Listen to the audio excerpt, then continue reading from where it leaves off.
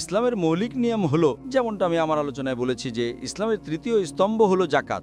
যে কোনো মুসলিম যার নিসাব পরিমাণের 85 গ্রাম সোনার চেয়ে বেশি সঞ্চয় রয়েছে, তার উচিত সেই সম্পদের 2.5% দান করা। তাই যতদিন একজন ব্যক্তি জাকাত দিচ্ছে, সে মৌলিক ফরজ পালন করছে। তাই যদি একজন ব্যক্তি সম্পদ জমিয়ে থাকে, তা $1 মিলিয়ন হোক বা 100 মিলিয়ন বা $1 বিলিয়ন রিঙ্গিত নয়, যতদিন সে 2.5% জাকাত দিচ্ছে, সে মৌলিক প্রয়োজনীয়তা পূরণ করছে।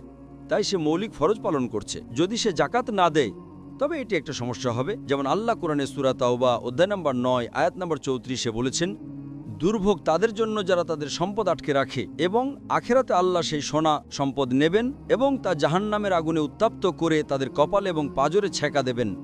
এবং আল্লাহ তোমাদের জিজ্ঞাসা করবেন যে জমা করে রাখা সম্পদের স্বাদ গ্রহণ করো। তাহলে যদি আপনি জাকাত দেন, আপনি মৌলিক প্রয়োজনীয়তা পূরণ করছেন।